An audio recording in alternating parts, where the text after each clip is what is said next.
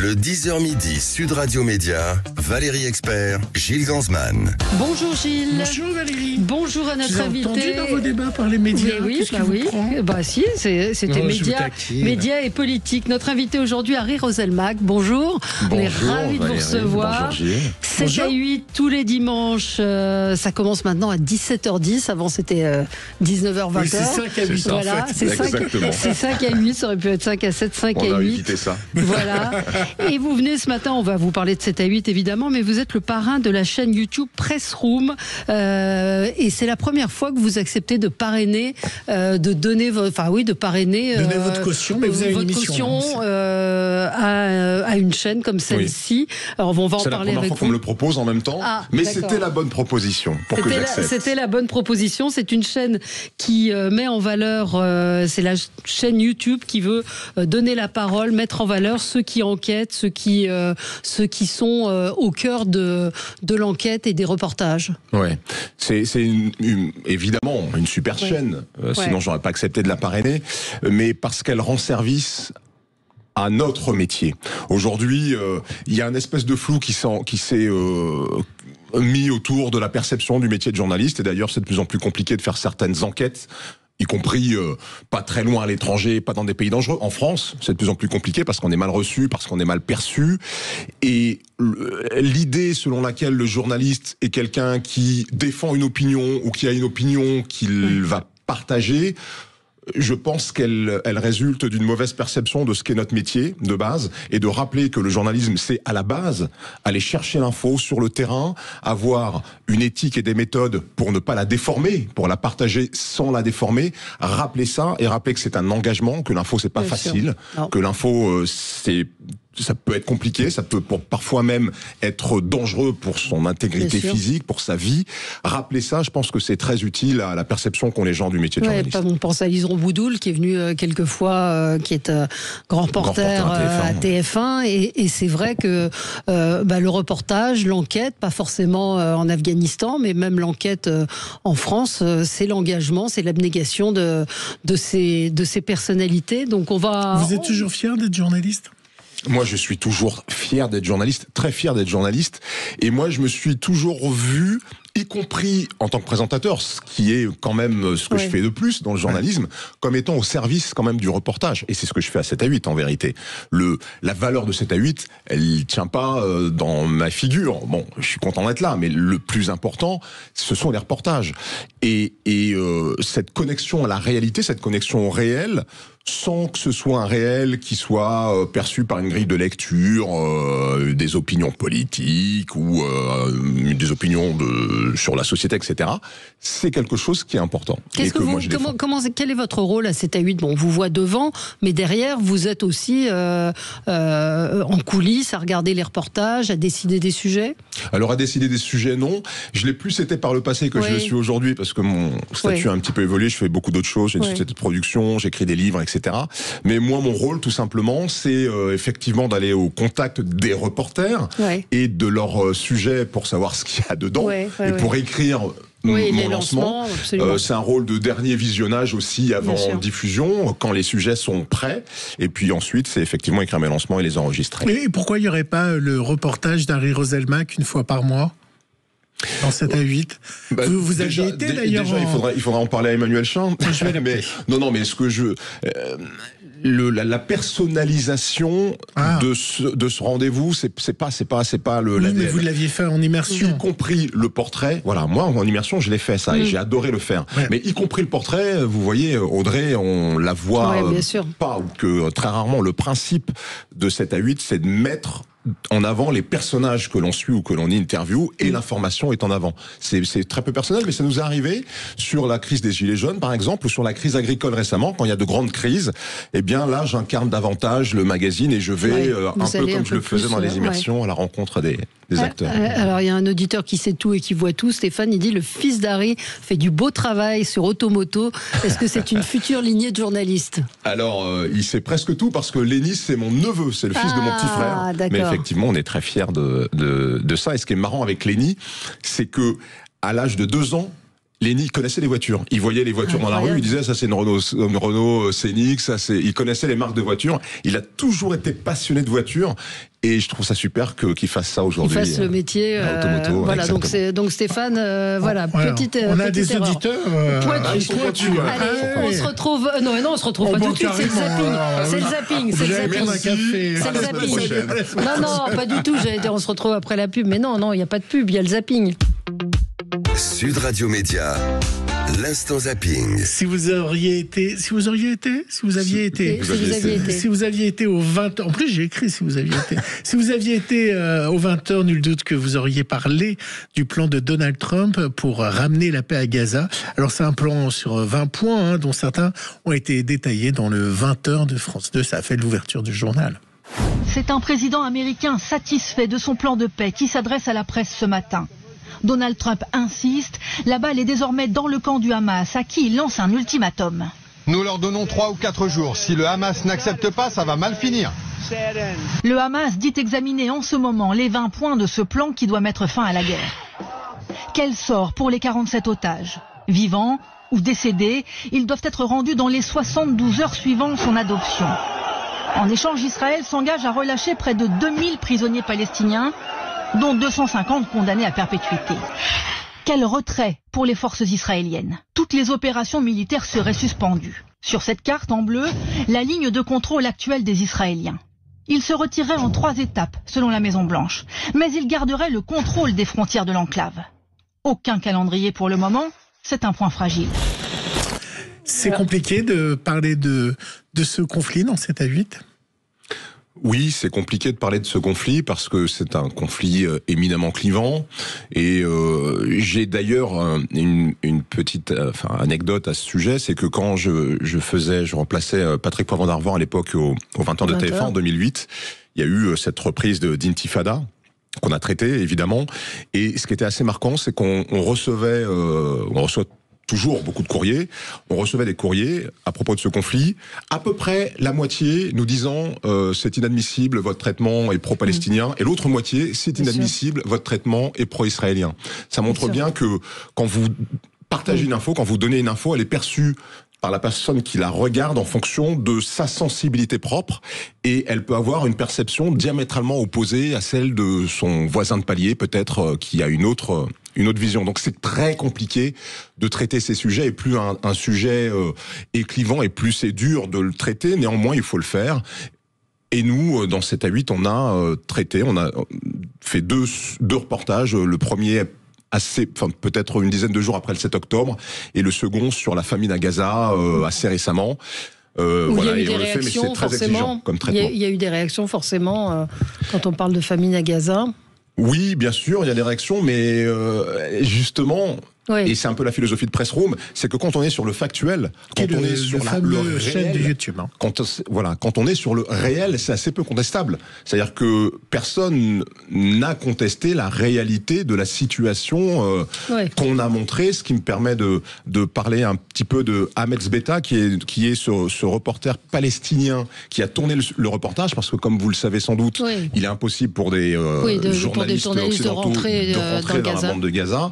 Eh bien, ce journaliste palestinien, Ahmed Zbita, c'est lui qui a tourné pour nous ce reportage, et aujourd'hui il fait partie de ces journalistes palestiniens qui sont en danger et menacés, et dont nous demandons l'évacuation par les autorités françaises, qui ont bloqué les évacuations pour une raison qui est sans doute très légitime il y a quelques semaines, mais qui doivent reprendre ces évacuations parce qu'on a des confrères qui sont en danger aujourd'hui dans la bande de Gaza, et Ahmed en fait partie. On en parlera sûrement, c'est jamais simple d'interviewer un homme politique de premier plan. Alors hier, sur France Info Télé, Sonia Chironi a essayé, elle recevait Ségolène Royal, elle a essayé de la titiller sur alors, toujours envie d'être Premier ministre, et alors elle a fait genre, non mais pourquoi cette question? Mais elle était très contente d'avoir cette question. Après la chute de Michel Barnier, vous aviez écrit au président de la République pour dire votre disponibilité pour Matignon. Est-ce que si Sébastien Lecornu subit le même sort que ses prédécesseurs, vous dites je suis de nouveau disponible, je suis toujours disponible? Je ne vais pas faire ça sur un plateau parce qu'il y a quelque chose de ridicule.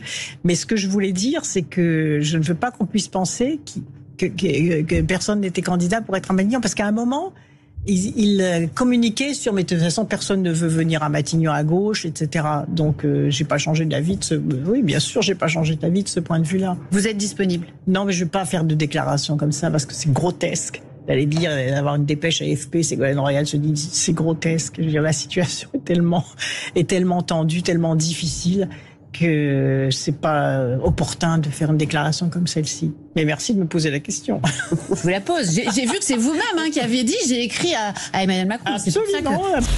Oui, mais bon, c'était sympa de me poser la question. Mais les réseaux sociaux, ça a changé beaucoup de choses. C'est-à-dire qu'une petite phrase aujourd'hui est amplifiée, parfois déformée, et ça a changé beaucoup pour le métier.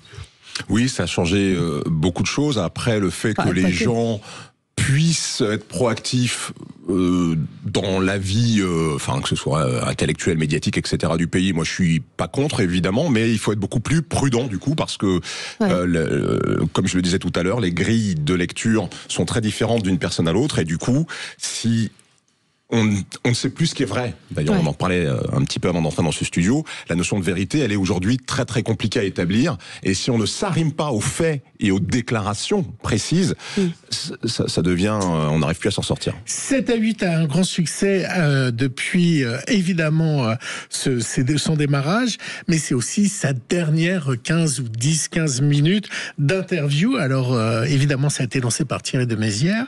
Et puis, depuis, c'est incarné par Audrey Crespo-Mara. Alors à chaque fois, elle réussit à obtenir des confidences fortes comme celle, alors je l'ai mis de côté parce que ça date de dimanche, mais celle de Véronique Sanson, parce que je savais que on vous recevait aujourd'hui. Celle de dimanche dernier a fait beaucoup parler de Véronique Sanson. Après le tragique accident qu'il a provoqué il y a 2 ans et demi, vous ne l'avez pas condamné. Je l'ai pas condamné parce que j'avais pas envie de dire publiquement que ce qu'il avait fait c'était épouvantable, et c'est épouvantable ce qu'il a fait, c'est d'un autre monde, quoi. Et quand il a été condamné à de la prison, je me suis dit c'est bien fait pour lui. Je trouve qu'il aurait pu avoir plus de condamnations quand même, parce que quand un petit bébé qui meurt, la maman qui jamais oubliera ça, ni le petit garçon. Et personne, d'ailleurs, ne parle de son mari, qui est dans un état épouvantable, qui est complètement cassé de partout. C'est un peu comme la dernière page de Libé. Est-ce qu'il y a des gens qui vous demandent est-ce que tu pourrais me faire Audrey Crespo-Mara?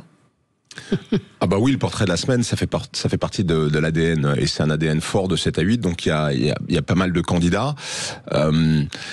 La grande force de ce rendez-vous et la grande force de celle qui l'incarne aujourd'hui et de ceux qui l'ont incarné avant Audrey, c'est d'arriver à faire dire à des personnalités qui connaissent quand même les journalistes, qui ont fait un certain nombre d'interviews, des choses qu'elles n'ont jamais dites ou qu'elles disent rarement.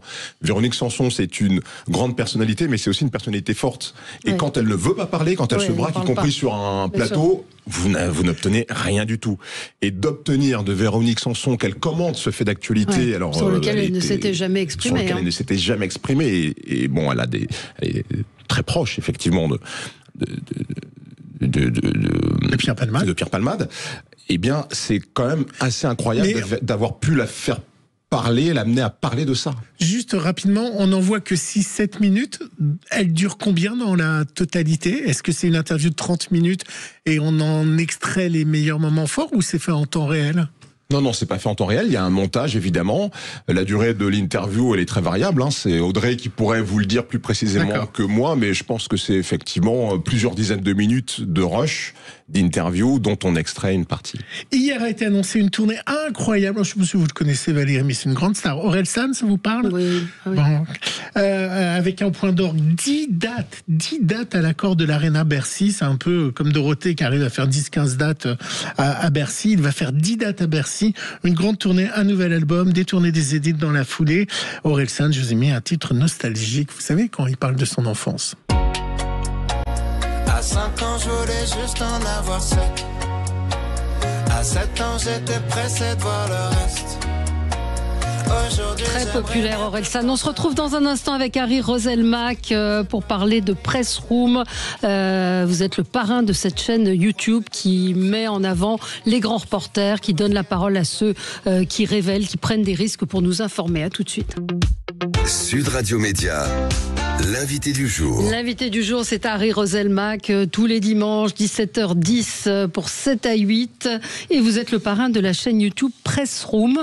Donc c'est une chaîne qui a été créée par Esther, qui est journaliste, réalisatrice, et qui a eu envie de mettre en valeur, de donner la parole à ceux qui sont dans l'ombre, à ceux qui vont sur le terrain, à ceux qui enquêtent. Donc des grands reporters. Qu'est-ce qu'il va y avoir sur cette chaîne ? Il va y avoir des récits d'aventure, parce que ce qu'il faut aussi dire, c'est que sur le terrain, le reporter, il vit beaucoup plus de choses que ce qu'il montre dans son reportage.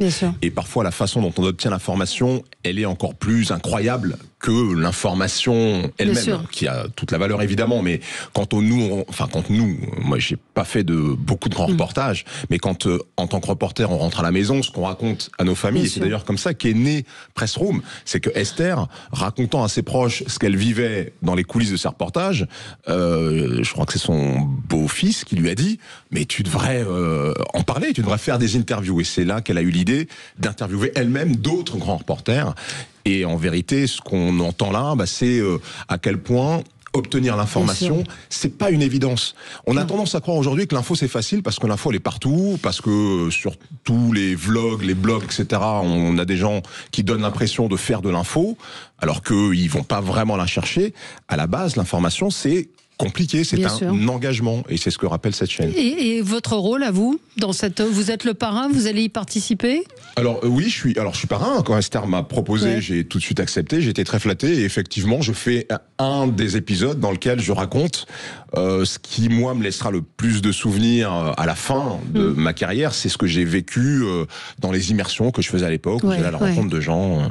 Donc on va entendre Patrick Chauvel, pour qui moi j'ai une admiration sans borne, photoreporter de guerre depuis le Vietnam. Je l'ai entendu raconter certains épisodes de sa vie. C'est passionnant, c'est fascinant, c'est incroyable, même parfois ce qu'ils ont pu faire pour avoir des photos. Il y aura également Laurent Richard qui a été récompensé par un Emmy Awards pour son enquête sur le logiciel Pegasus, ou encore Alexandra Jousset qui a révélé au public français l'influence trouble du groupe paramilitaire Wagner. C'est des reporters qui sont en plus dans des domaines très différents, c'est-à-dire qu'il y a du photoreporter, il y a des gens qui travaillent pour la radio, qui sont allés sur des terrains de guerre ou qui ont mené des enquêtes beaucoup plus importantes. L'idée c'est de faire tout type de reporters, et pas que des reporters de guerre, mais tout type de reporters, et sur quelques médias que ce soit le média papier avec des photoreporters, avec des reporters de presse écrite qui écrivent, avec des reporters de radio, de télé, voilà. L'idée c'est vraiment de montrer tous ces gens qui s'engagent au service de l'information. Et ce qu'est ce métier. Vous êtes né à Tours ? Oui. Qu'est-ce qu'il y avait à Tours qui a annoncé votre carrière ? Et il y avait une radio qui s'appelle la Radio Béton, qui était une radio. Je vous propose d'écouter un jingle de Radio Béton. Ça va vous rappeler quand vous présentiez les Flash Info. Alors c'était une radio Berrurier Noir, rock. Il y avait votre papa. Avait son émission antillaise le dimanche matin. Avec votre papa. J'allais aller là-dessus. Une émission sur les Antilles, et c'était votre papa qui la présentait. Vous faisiez le Flash Info. Alors un jingle de Radio Béton. Alors on va dans les années 80, 82. Je vais vous rappeler un souvenir. Salut, c'est Magnum. J'ai une grosse moustache. J'ai une casquette avec des cheveux qui dépassent. J'ai une chemise Hawaï avec des poils dedans. Ouais, je te jure.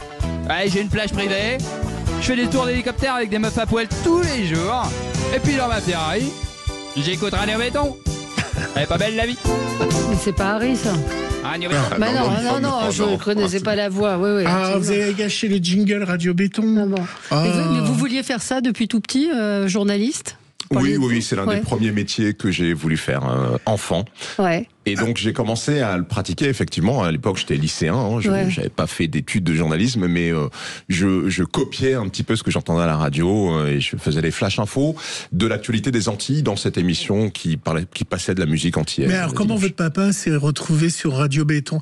Alors Radio Béton était rock, ça existe toujours, hein, Radio Béton. Ils ont même un festival de musique. Alors évidemment, j'ai passé 2h20 à taper Harry Roselmack, Radio Béton, Roselmack, Radio Béton, Flash Info, Radio Béton. Je crois que j'ai passé 1h25 hier. Mais vous n'en avez pas trouvé. Non, il n'y a pas d'extrait de vous de Radio Béton. Il y a un tout petit extrait de votre papa, mais il lance une chanson.